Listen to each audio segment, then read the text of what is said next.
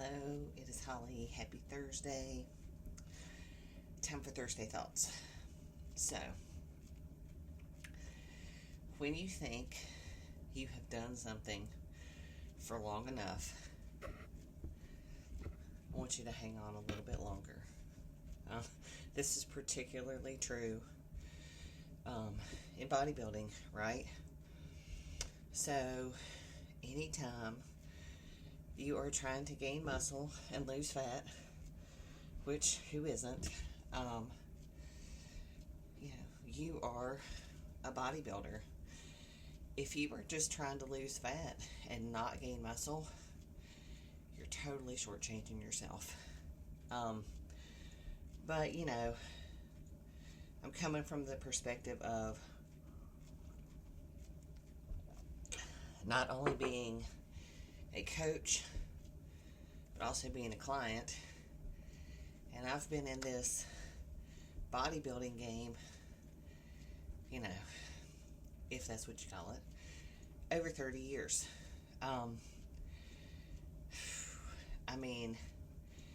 Now there are always phases that you go through, right?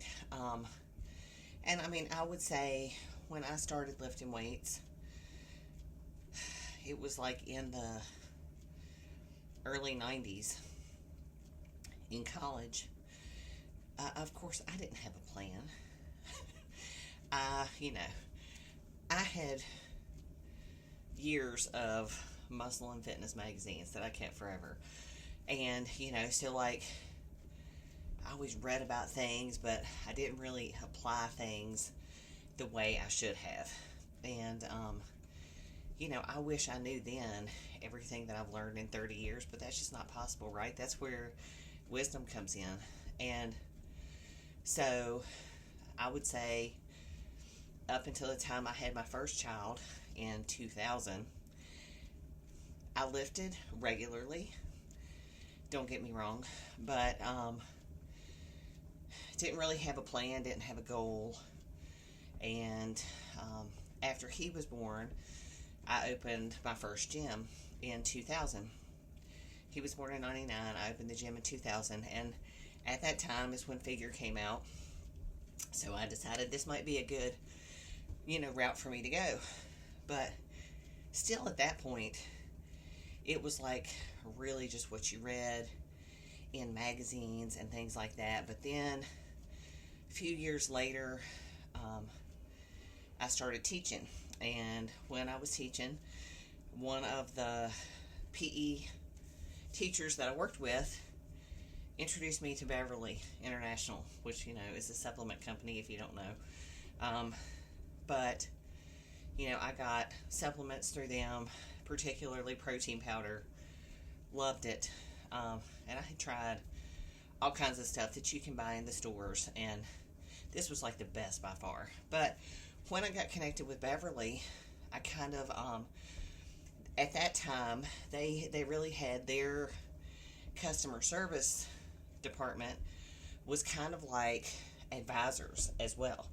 So Beverly had advisors, and they would help you in creating a plan. And so that's when everything sort of started coming together. And Figure was introduced, and I'm like, I'm going to go for that. Well, y'all, the first time I stepped on the Figure stage, I looked fit, don't get me wrong, but I didn't really look like Figure. Now, granted, things have evolved so much in the sport of figure that, well, in bodybuilding itself, everybody just kind of keeps getting bigger and bigger. But anyway, that's beside the point. So, when I started doing that in 2000, I think I competed in 2000, maybe 2002. Carter was born in 2004, and then I competed again in 2005.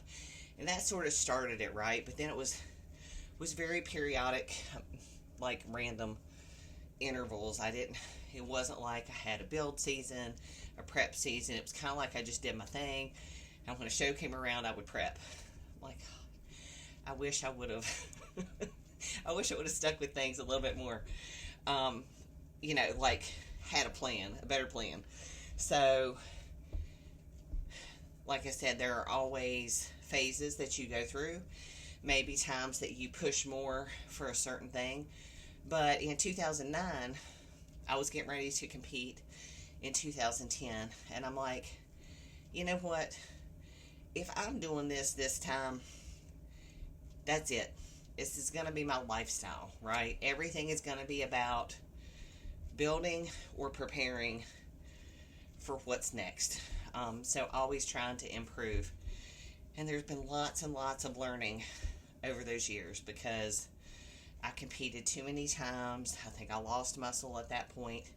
It's very hard for me to hold on to muscle anyway. So all I'm saying is even coaches question their progress and if they're doing the right thing. And sometimes you get that mentality of, why am I even doing this?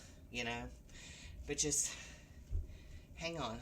You know, things are happening even when you don't see them. So keep pushing yourself. And remember that getting outside of your comfort zone is where change happens. So, hope you have an amazing day.